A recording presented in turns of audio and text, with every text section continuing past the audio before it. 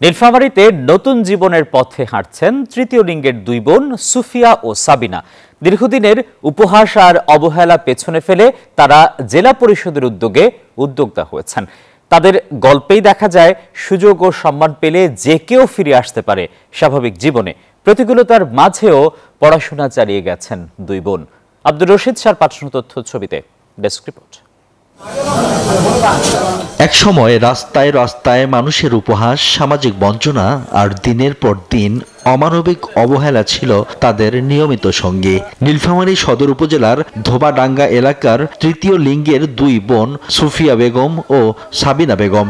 হাঁটতে হতো ঘর থেকে ঘরে, জীবন চলত মানুষের দয়ায়। স্বপ্ন ছিল না ভবিষ্যতের কোনো নিশ্চয়তা। আমি এই দোকানের মধ্য দিয়ে ভবিষ্যতে আরো বড় ধরনের কিছু ব্যবসা দাঁড় করাতে পারবো।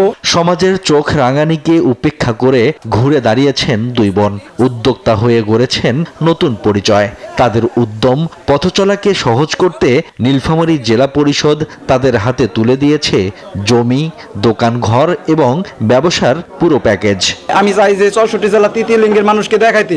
তৃতীয় লিঙ্গের মানুষ পারে না সবাই বলে, আমরা এইটা সফল হয়ে দেখাইতে চাই। তৃতীয় লিঙ্গ আমার দুইটা মেয়ে, প্রশাসনে আমাদের অনুদান জারি করছে, দুই বোনের ভাগ্য পরিবর্তনে খুশি এলাকাবাসীও। পাশে দাঁড়িয়ে উৎসাহ দিচ্ছেন তারা। আজকে জেলা প্রশাসক থাকি তাদেরকে যে ঘর দেওয়া হলো, আমরা এলাকাবাসীর পক্ষ থেকে তাদেরকে ধন্যবাদ জানাই। ওনারা যে একটা ঘর পাইছে এখানে সরকার থেকে, একটা দোকান পাইছে, এতে আমি খুব আনন্দ। দুই বোনের প্রথম ক্রেতা ছিলেন জেলা প্রশাসক মোহাম্মদ নাইরুজ্জামান ও জেলা পরিষদের প্রধান নির্বাহী কর্মকর্তা দীপঙ্কর রায়। এটি শুধু একটি পণ্য কেনা নয়, বরং সমাজের প্রান্তিক মানুষের হাতে সম্মান তুলে দেওয়ারও প্রতীকী মুহূর্ত। তাদের সাথে মানুষ যখন মানুষ হিসেবে দেখবে, তখন আমাদের মধ্যে কে কোন লিঙ্গ ওই ভেদটুকু থাকবে না, সবাই মানুষ হিসাবে বেঁচে থাকবে, সেটাই আমাদের লক্ষ্য। আশা করি তারা এই সাবিনা এবং সুফিয়া আজকের যে দুজন উপকারভোগী, তারা আমাদের সমাজের সাথে মিশে একটা সুন্দর তারা স্বপ্ন দেখবে, সেই স্বপ্নের পিছনে তারা ছুটবে।